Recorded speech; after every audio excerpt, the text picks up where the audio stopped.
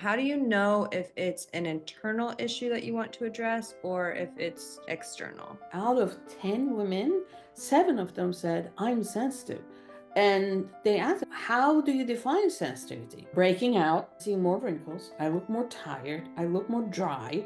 They said it just happened, just like that. Nobody's immune from sensitivities. That's it. It can happen overnight. Not everything natural is good, not everything synthetic is bad. It's the combination of best worlds, like best clean ingredients, best natural ingredients, best synthetic ingredients that are proven to work with science. I mean, I've been seeing brands trying to push, we have 30% niacinamide. You're gonna create a huge problem there. If there is one thing that you wish more people understood about the connection between stress, inflammation, immune health, and skin aging, what would that be? That it's not.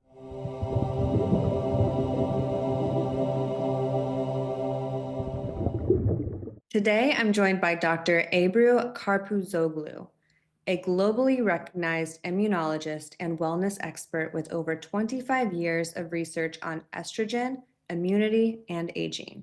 She's the founder of AveSeena, the first skincare brand focused on sensitive skin and Inflammaging. Known for turning science into real-life solutions, her work has been featured in InStyle, Glamour, and the Skin Anarchy Podcast. Enjoy this episode with Dr. Ebru.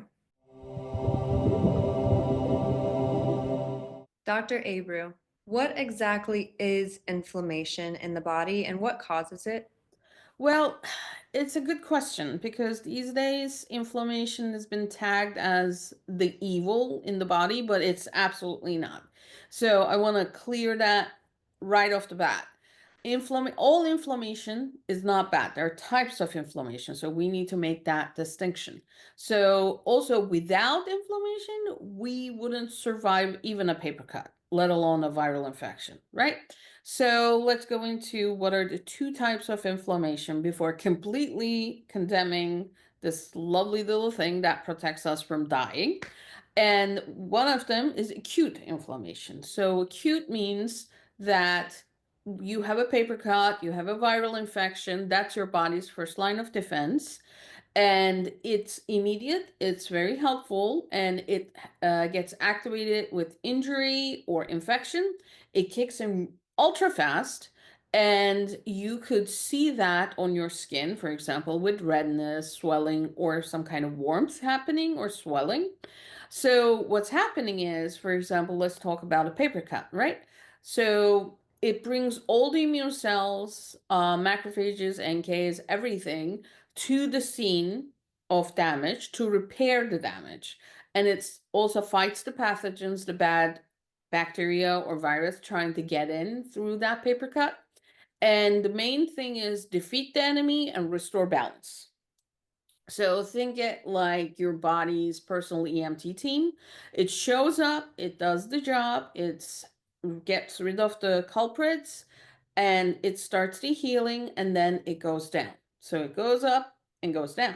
So that's the inflammation you want. You don't want it constantly up and running. So that up and running part is the chronic inflammation. So this is where the things get tricky. So the inflammation that is constantly persistent and always there, and it can damage the tissues and whatnot. So within the chronic inflammation, there's also two types of chronic inflammation.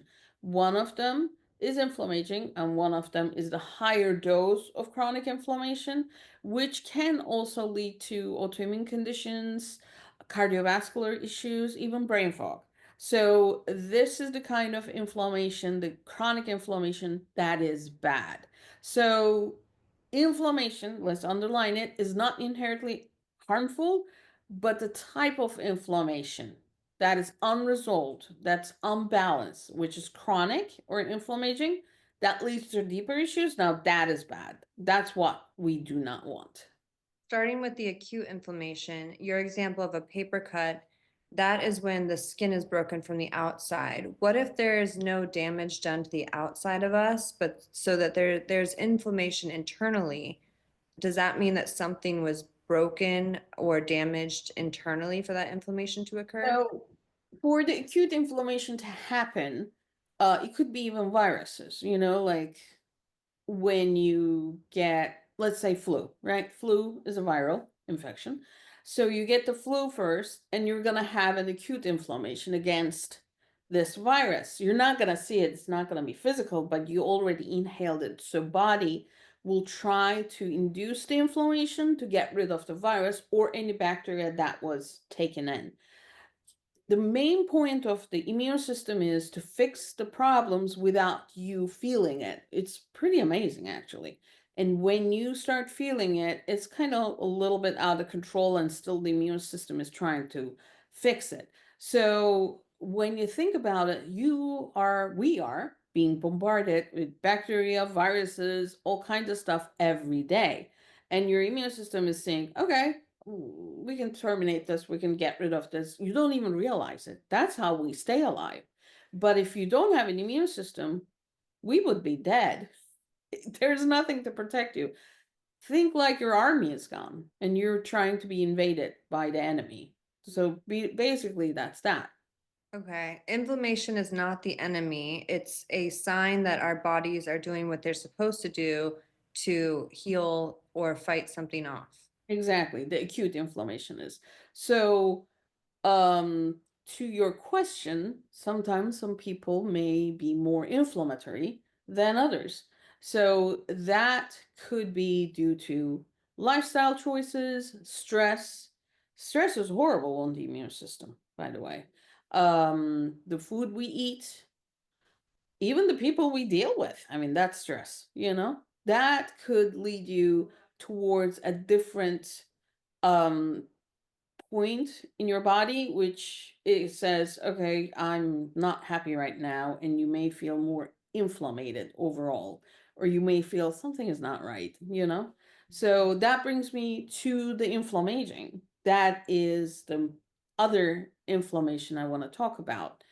um so inflammaging is the chronic but micrograde silent inflammation. You don't see it, not like the chronic inflammation. Chronic inflammation will show itself with lots of um, outputs and, like, as we discussed, several chronic health problems. Inflammaging happens very silently. You don't even realize it. And it can create this um, chronic level inflammation, the micro level, and it accumulates over time, and it accelerates the premature aging. Because think like your body is your immune system is always trying to run something like an engine, whereas it should be shut down or turned off, but it's constantly on the gear one and it's always working. So inflammation is kind of like that. So as we age, our body's ability to resolve this kind of inflammaging declines, unfortunately. Aging is not like a happy thing sometimes.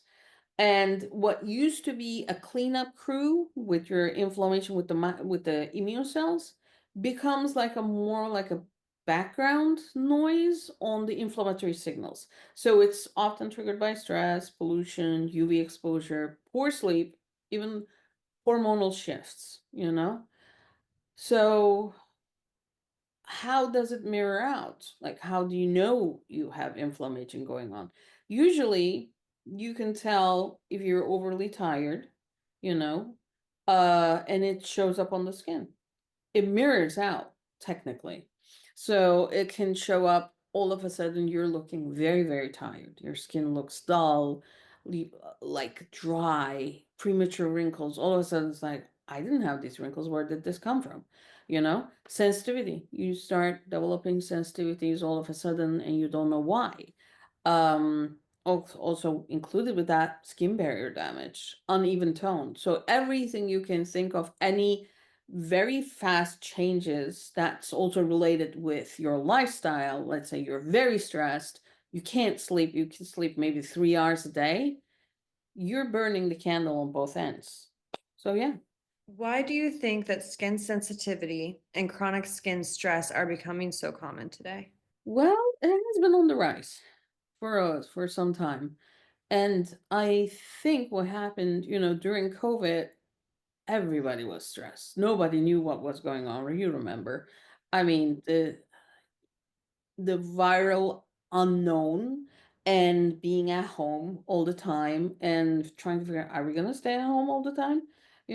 So during that time, stress increased it significantly. And then since then, I don't think our stress levels have decreased. I think it's either staying stable or increasing, especially now with all the changes in the world. Every day, something is happening, and nobody knows how to handle this, you know? So that makes you question what's going on. But the brain doesn't know that. Brain doesn't know what kind of stress this is. Are you escaping from a hungry lion or are you going through starvation?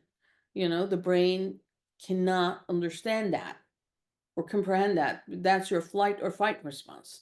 Then, in that situation, when you're overly stressed, flight or fight response gets in and starts going up, right?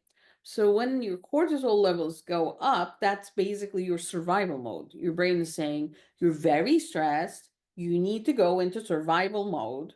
That's when you can't lose weight, by the way, because it's trying to save all the fat so you can have energy just in case you're going through a bad time. That's when you can't Mhm. lose weight. Same thing. It unfortunately it also kind of declines, suppresses, puts pressure on the immune system as well. So what happens in that case? It can't repair as much as it can, and it reflects on the skin. It reflects how you feel in your body. It reflects to your sleep cycle, everything. So stress is the biggest enemy. So we've become more stressed and we don't know how to cope with it, and it's showing up on our skin. We can cope with it. That's where it's gonna take your, let me put it this way. So you have a limbic brain, right? Limbic brain, let's call it the dinosaur brain, and you have a frontal cortex. Frontal cortex is the intelligent side of the brain. So how do you cope with the stress? Stress basically, as I said, is a survival mode. So the limbic brain says, you're hungry, go hunt. You're stressed, survive. But your frontal cortex, you can order your frontal cortex and say, no, I'm going to handle this. So that's where you take control of everything. And you say, okay, I know I'm stressed. Everybody's stressed. It's okay. But I'm not going to give in to it. So what can I do? I can take a 5-minute shower, just stand under the water and forget about everything, and just feel the water and be thankful for that water. Or just sit down in the corner and do a breathing exercise. Yes, it's hard sometimes. Or even pick up the phone and call a friend and say, we're going to have a venting session now, and just go vent out. Or work with a wellness coach if you want to, but it's doable. There are ways. However, this is where it makes us different, like how you handle the stress and what you want to do with yourself. And as your podcast says, heal from the within, control your brain, control your fear, because I love June, okay? I'm a I love sci-fi, but Dune as a book has a different place in my library. And there's one quote over there: "Fear is the mind killer," and it's so true. Fear doesn't only kill your mind; it kills your soul. It makes you think like, "What am I going to do?" But what is fear? What is the stress that comes from that fear? Fear is something like you're thinking about the future, and I'm preaching to the choir here, by the way. I'm preaching to myself as I'm saying this.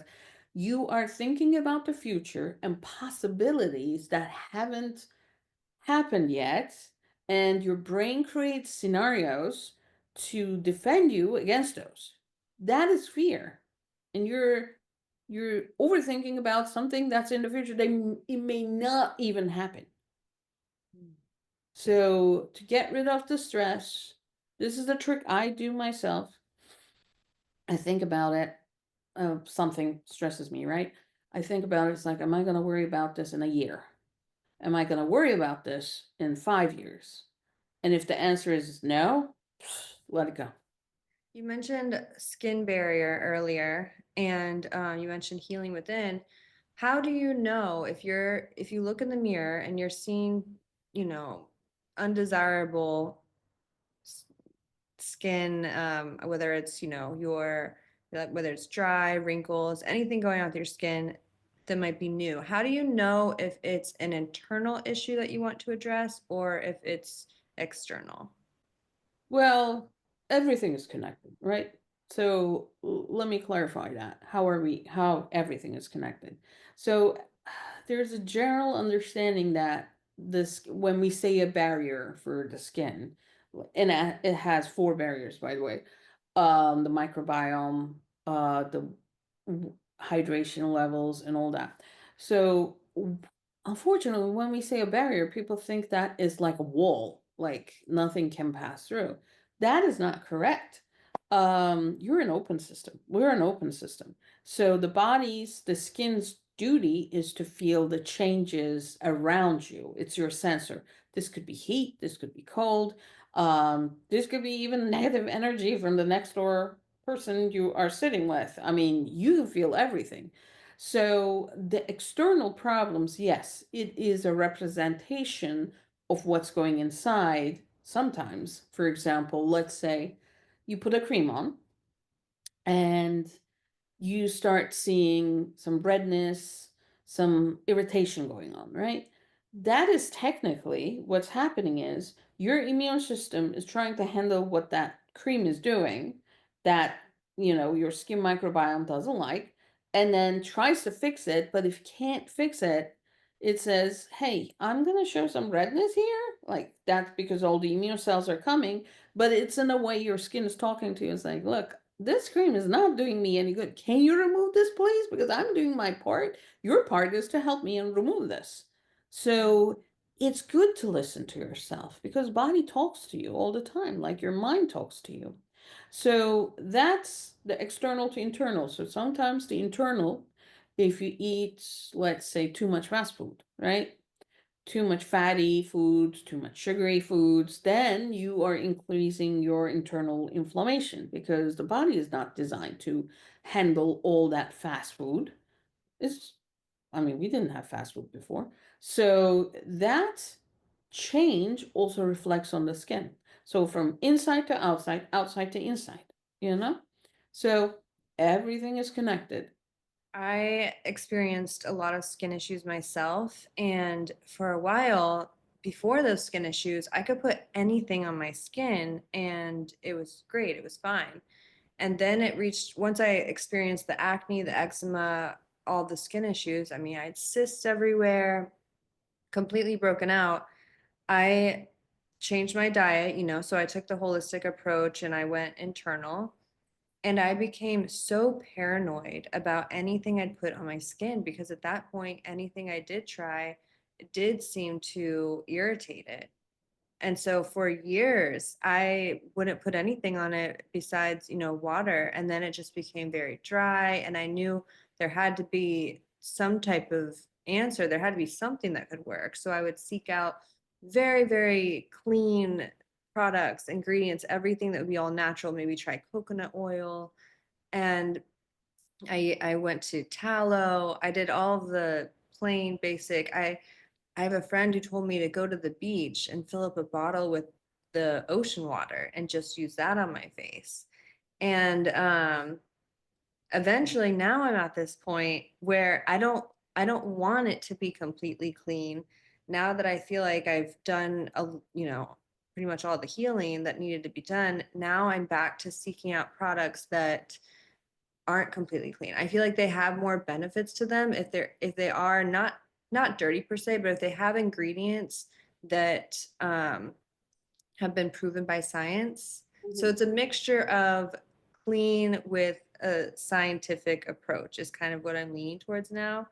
And I would love for you to speak on that because I know that you have a skincare brand that I want to hear about called AveSeena.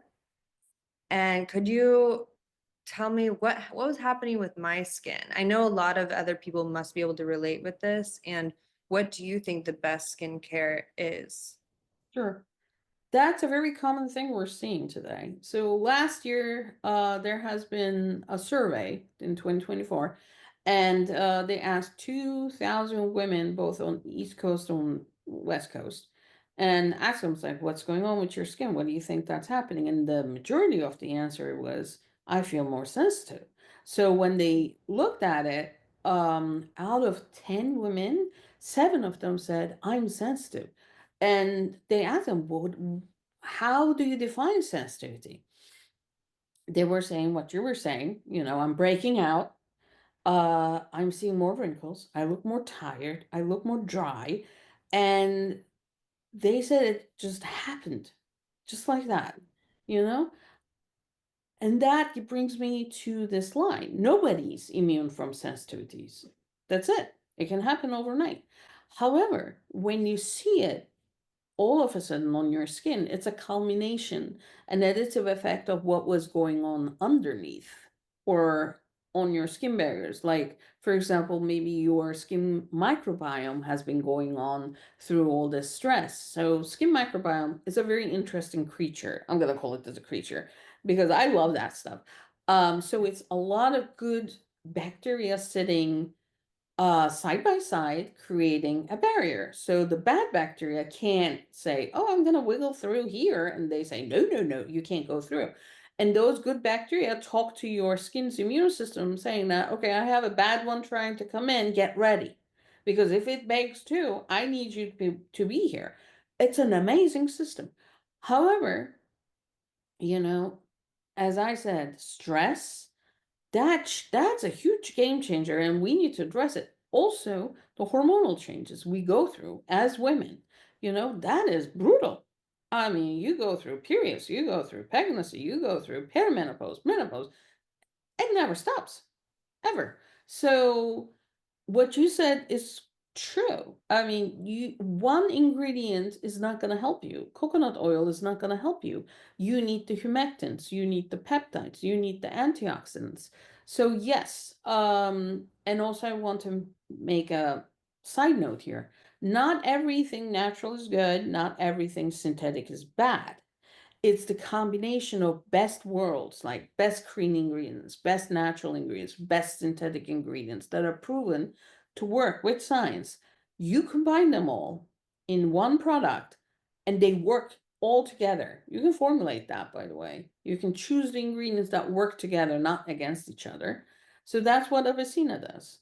It selects the best ingredients, and we look at PubMed, all the scientific publications to see. Okay, for example, niacinamide, it has been proven to work up to 5%. You don't need 20%, or you don't need pure powder niacinamide on your face. More doesn't mean better in these formulations. The ideal percentage that's proven to work, now that is good for you. So I mean, I've been seeing brands trying to push, we have 30% niacinamide. You're going to create a huge problem there. You don't need 30%. You just need whatever science has proven. 5% has been proven to work great. So just stay with that. Instead of loading it with 30% of niacinamide, add some other ingredient that works with niacinamide. Give more benefits. I love that kind of formulation. So yes, Avicena focuses on this and acknowledges that everybody can get sensitive one day, and that's how we formulate everything. And I don't like using a lot of products on my face. I don't like touching my face a lot. I'm going to give COVID times as an example again. Everybody was using a mask, me included, right? And I was working at the hospital in the lab, so I had to have all the protective gear. Boy, was I breaking out. It wasn't fun. Everywhere the mask touched, I was breaking out. So you can't use anything. Like rest of your face is okay, but under the mask you're sweating and it's getting oily and you're getting break. But you have to have the mask. So this everybody, like majority of the people experience this. And that proves a point. Your skin doesn't like to be touched a lot. So you don't need 5 creams to solve 5 problems. You can have 1 cream to solve 1 problem, like 5 problems. So that's what AveSeena does. The least amount of products for the best amount of efficiency. That's so great. I wanted to ask you about that because when it comes to, okay, now you have the perfect formulation. Is that for all skin types? Because as women, we are targeted, dry, sensitive, oily, and then also like they'll make a cream for women where it's like use this for your left elbow skin. Meanwhile, men have, all in one from head to toe type of product.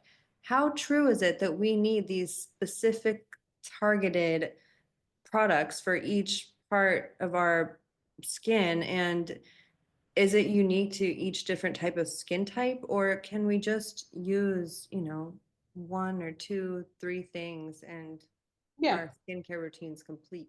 So that classification came up like what in 50s or 60s in Europe, and I'm gonna say the lady who brought it up, but I can't remember right now. She was Eleanor Rubinstein, I think, but don't quote me on that one. I'll find it and let you know.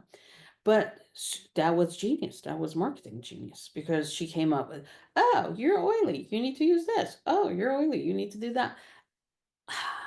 I went through that, because when I was growing up, I had horrible acne, right? And oily skin. And then it changed. And back then, when you said oily skin and acne skin, they would say, oh, you can't use anything that has an oil inside. You need to use a water base. But what we're missing was this. And that happened with me. This is my personal experience. So the more um, less oily products or less more water-based products I used, the more I broke out.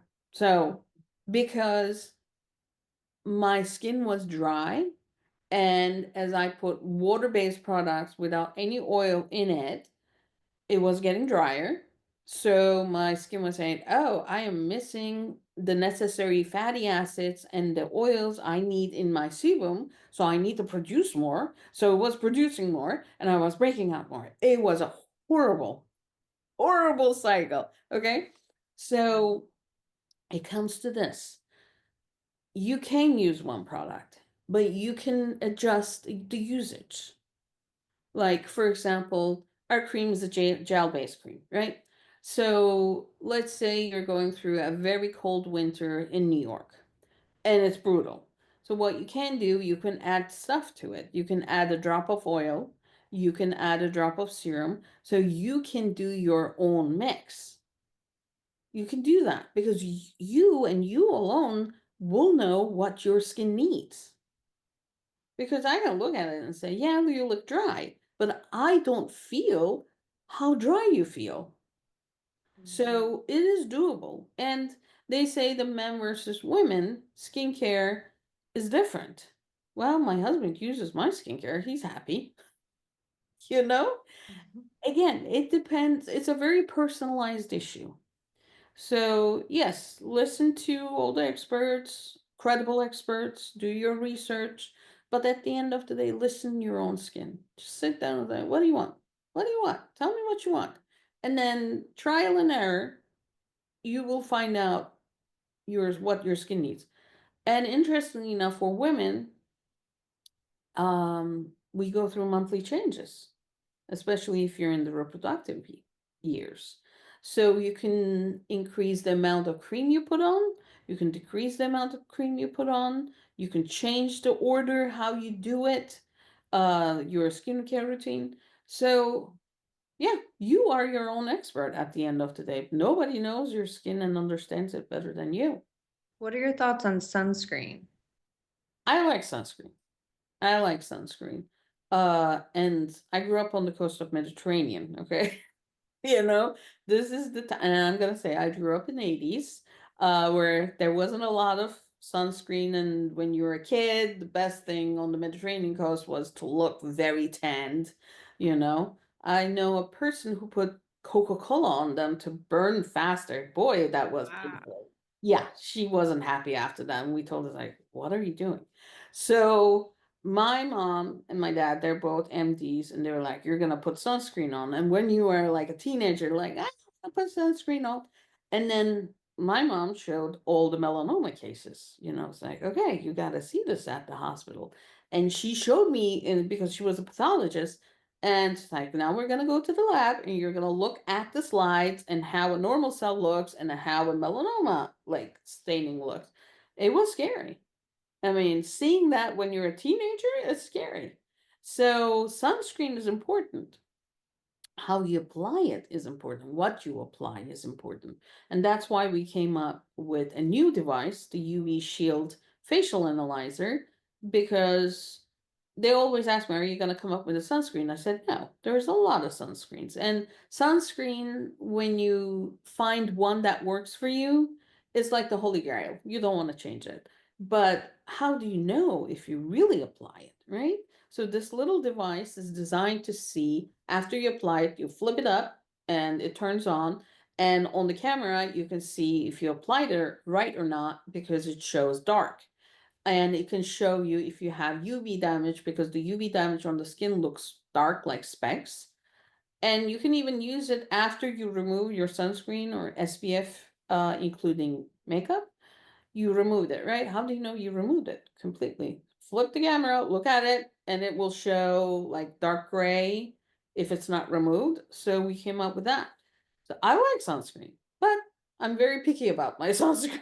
I have to tell you that too. Yeah, there's so many sunscreens with all kinds of chemicals that you don't want to put on your skin. I have a hard time finding one that's, mostly just zinc. Do you offer a sunscreen with your line? No, we don't. We don't. We offer the equipment to give the people to see if they applied it Mhm. correctly. See, I can't use the zinc. I break out. I can't use anything with titanium dioxide. I break out. So everybody's different. That's why sunscreen is a very personal, very, very personal item. So yeah. If there is one thing that you wish more people understood about the connection between stress, inflammation, immune health, and skin aging, what would that be? That it's not permanent. You can change it. You are in control. Despite the, beauty industry says you need us. Yeah, to a point, but you are in control. You can decide how this game is going to go, which way. You can get more stressed and say, oh my God, my world is ending. That's not going to make things better. It's going to make it worse. And then you're going to get more stress. And then it's like dog chasing its tail. You know how they run around it and trying to catch it? Basically, that's that. But if you could sit down for 5 minutes and was like, nah, I'm in control. I'm in control. I'm in control of my skin. I'm in control of my money, where I'm going to spend it, how I'm going to spend it, what I want to focus on. I am in control. And unfortunately, these days, the world is getting more and more stressful. And it feels like, people are going to be more and more distracted. But we need our time off. You need your time off. And say, like, okay, frack it. I'm gonna sit 5 minutes in my corner. Nobody's gonna talk to me. And I'm gonna breathe. I'm gonna listen to my music. I'm gonna pet my cat, squish it, eat my chocolate. Chocolate is good, by the way, in moderation. But that's the thing I want them to know. You can change the game. You are in control. Choose the right ones, choose the right time, choose the right amount of stress. Some people thrive with stress. Some people get really bad. If you're thriving with stress, control the adrenaline, use it in your advantage. You can totally do that. Brain is an amazing thing.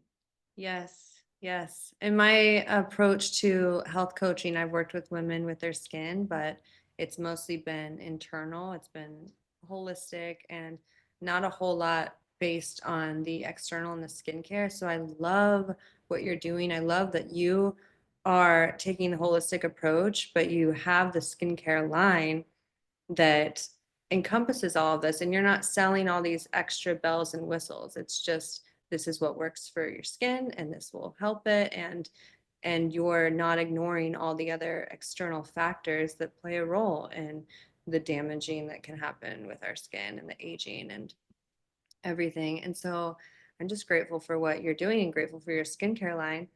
And I have two final questions for you. But before I ask them, where would you like the listeners to go? Where can they go to check out your skincare? So they can go visit our website, aveseena.com, AVESEENA.com. They can find us on Instagram, AveSeena, YouTube. We are also starting meditation snippets, and it has been great, as you said, because meditation helps. We're putting a lot of also funny stuff because when you laugh, stress goes away. And as you said, I want to just mention one thing. I am not rich enough to buy cheap products. You are not rich enough to buy bad products. That's the whole thing about AveSeena. Because I don't want to invest money in something that doesn't work. And I don't want you to spend your money on something that doesn't work. My dad always said, I am not rich enough to buy cheap stuff. Which is right, because as you said, it impacts everything. So I would welcome everybody. Also, they can reach us to from our website and contact us if they have any questions. And we have a lot of articles over there they can read with real scientific references. So we try to share information as much as possible. That is so good. I'm not rich enough to buy cheap products. I cannot tell you the thousands of dollars I spent on trying to get the right products, trying to address all my skin concerns from the outside and buying into any marketing that was in front of me because I just thought, oh, like that has the answer. They're speaking to me. Let me get that. And just so many things wasted, so much money down the drain from, trying the next best product that was offered. And yeah, it's just there's so much out there. You really have to know what you're looking for and what you need. I love that you offer people to help guide you, and you can speak to people on your team to help you choose the right products for them. Yes, we can do that. Yeah. Okay, my first question for you, what is your number one health tip? So whether that's diet, mindset, emotional, physical, spiritual, the one piece of advice that you would like everyone to know. Health tip. Food. Try to go for the foods that talk to you, not talk to your endorphins, talk to your health. Unfortunately, it's harder and harder to get good organic, clean foods.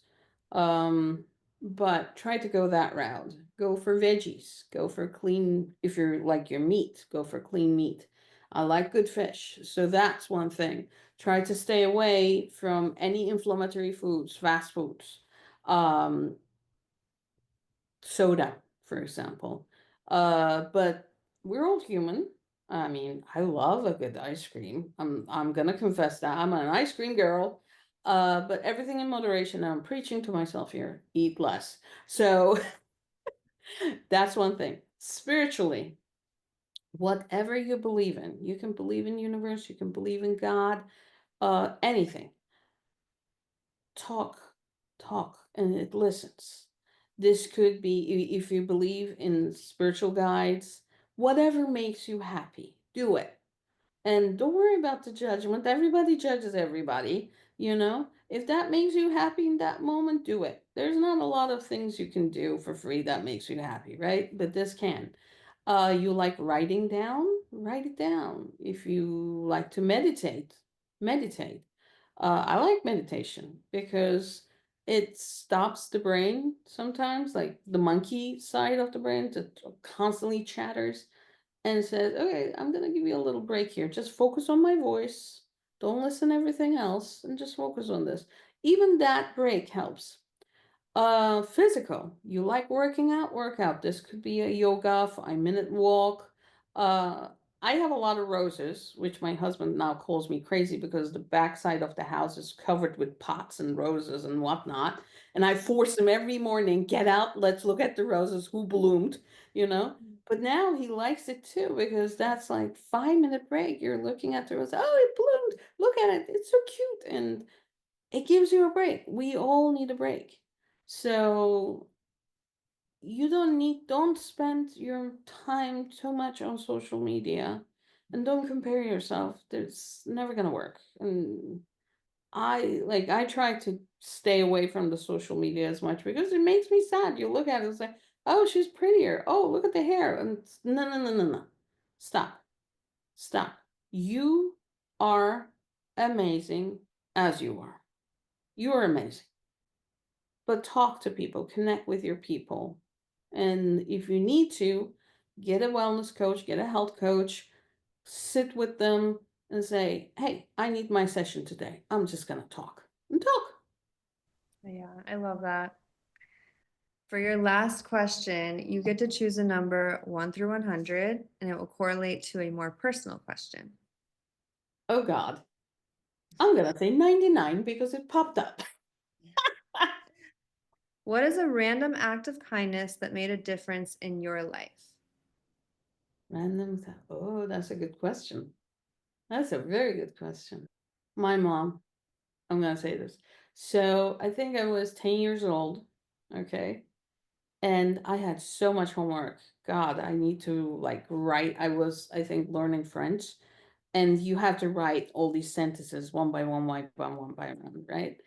And I think I fell asleep on the like notebook. And she came in, I think she put me into bed and she finished my homework. So because I would be so upset when and I think like it's a mother's kindness, but she like, and there was only a couple sentences, like two or three sentences needed to be written, but one of the sentences went way down because I think I was sleeping, so the pencil went down. So she fixed that, and in the morning, like, did I finish this? And she was like, yeah, yeah, yeah, yeah. And then when I came back, she told me, and she's like, when you're tired, you can just take a break and all that because you don't need to push yourself to this point. So my mom, she's a very wise person, very wise person. So that was my, I think, first act of kindness I remembered, that she was like, I got your back. Mm, that's so sweet. Yeah. Yeah. Oh, thank you so much, Dr. Abru. This has been a pleasure to talk to you. And make sure you check out the description. You'll be able to find her skincare line there, AveSeena. And thank you so much for coming on. Thank you so much for having me, Jessica. This has been amazing.